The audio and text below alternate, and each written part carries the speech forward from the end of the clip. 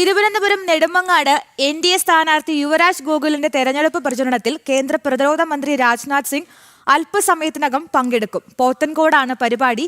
വിവരങ്ങളുമായി പ്രശാന്ത് ശങ്കരമംഗലത്ത് ചേരുന്നു. പ്രശാന്ത്, പ്രവർത്തകർ എങ്ങനെയാണ്, ആവേശത്തിലാണോ?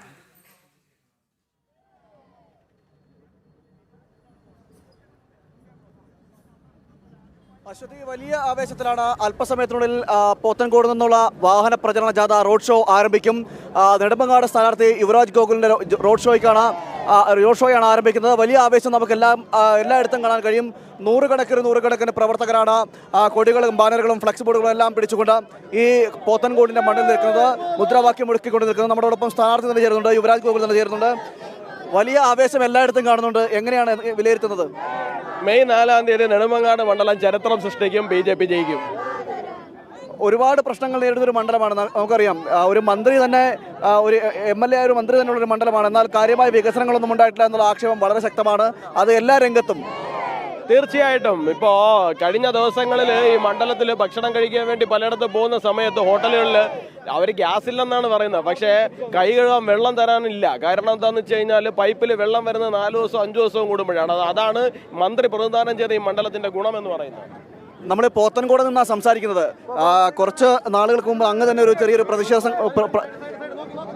പോത്തൻകോട് നിന്നാണ് സംസാരിക്കുന്നത്. അങ്ങ് തന്നെ ഒരു പ്രതിഷേധം നടത്തിയിരുന്നു. ഇവിടെ ഡിവൈഡറിന് പകരമായിട്ട് കുറച്ച് വീപ്പക്കുറ്റികൾ നിർത്തിക്കൊണ്ട് ഒരു ഡിവൈഡർ സൃഷ്ടിച്ചിരിക്കുന്നത്.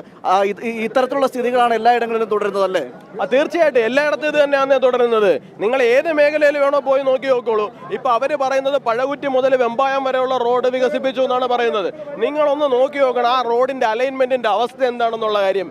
എത്ര അപകട സാധ്യതയുള്ള തലത്തിലാണ് ആ റോഡ് സൃഷ്ടിച്ചിരിക്കുന്നതെന്ന് നോക്കണം. എത്രമാത്രം ജീവൻ നഷ്ടപ്പെടാൻ സാധ്യതയുണ്ടെന്നറിയാമോ? അലൈൻമെന്റ് ശരിയല്ലാത്തതുകൊണ്ട് മാത്രം. ഇത്തരത്തില് വോട്ട് കിട്ടാൻ വേണ്ടിയിട്ട് മാത്രമല്ല വികസനം എന്ന് പറയേണ്ടത്. വികസനം ഉണ്ടാകേണ്ടത് ജനങ്ങൾക്ക് വേണ്ടിയിട്ടാണ്, ജനങ്ങളെ കരുതിയിട്ടാണ്.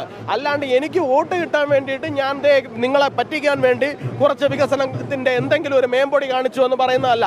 അടിസ്ഥാനപരമായ കാര്യങ്ങൾ, കുടിവെള്ള വികസനത്തിൽ നിന്ന് തുടങ്ങി, കുടിവെള്ള വിതരണത്തിൽ നിന്ന് തുടങ്ങി റോഡ് വികസനത്തിൽ വരെ പറ്റിപ്പ് മാത്രമാണ് നിലവിലെ ജനപ്രതിനിധികൾ ഈ മണ്ഡലത്തിനോട് ചെയ്തിട്ടുള്ളത്. അതിനൊരു മോചനം ഉണ്ടായേ പറ്റൂ. ആ മോചനം തന്നെയല്ലേ ജനങ്ങളും ആവശ്യപ്പെടുന്നത്? ഈ ഒരു ജനസഞ്ചയം സൂചിപ്പിക്കുന്നത് തന്നെയല്ലേ? തീർച്ചയായിട്ടും വലിയ ആവേശത്തിലാണ് നെടുമങ്ങാട് നിയോജക മണ്ഡലത്തിലെ ജനങ്ങൾ.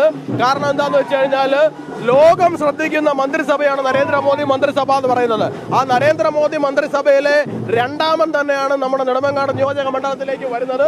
അത് തീർച്ചയായും കാണിക്കുന്നത് എത്രമാത്രം പ്രാധാന്യത്തോടു കൂടി കേന്ദ്ര നേതൃത്വം അല്ലെങ്കിൽ ഇപ്പോൾ മുൻ ദേശീയ അധ്യക്ഷനും അതോടൊപ്പം തന്നെ കേന്ദ്ര പ്രതിരോധ മന്ത്രിയുമായിട്ടുള്ള രാജ്നാഥ് സിംഗ് എത്തിയിരിക്കുന്നു.